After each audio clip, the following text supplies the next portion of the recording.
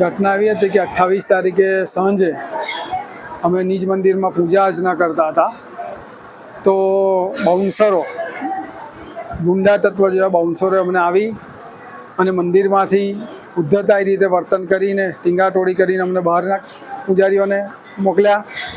અમે કે શું કોઈ કાયદાની શું કહેવાય કે બિલકુલ ઉપર જઈને, બીજું કે ચેરિટી કમિશનર શ્રીનો સ્પષ્ટ મનાઈ હુકમ છે કે કોઈ પણ નીતિ વિષયક નિર્ણય તમારે લેવો નહીં, પૂજારી વિશે બી કોઈ નિર્ણય નહીં લેવો.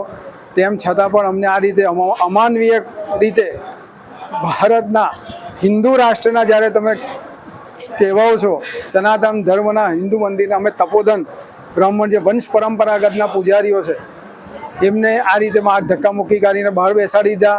તે પછી રાત્રે પણ અન્ય પૂજારીઓ આવ્યા તો એમની સાથે પણ આવું કૃત્ય થયું.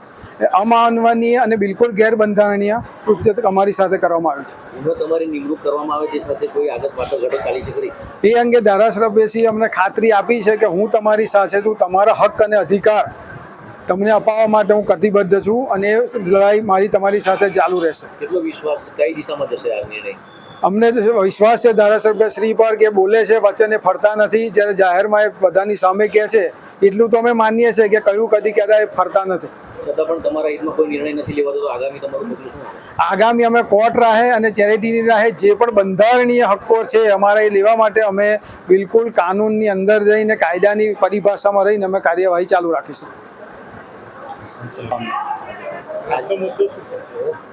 આજરોજ પૂજારી મંડળ એકત્રિત થયો છે, મુખ્ય કારણ શું એની પાછળ? અમે માત્ર ભગવાનની પૂજા અર્ચના કરવામાં આવ્યા હતા, પણ અમને પણ અંદર આજે જવા નથી દીધા.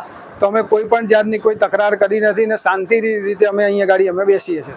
બસ અમારે જ્યાં સુધી હક અને અધિકાર નહીં મળે ત્યાં સુધી અમે અમારી અહિંસક લડત ચાલુ રાખીએ.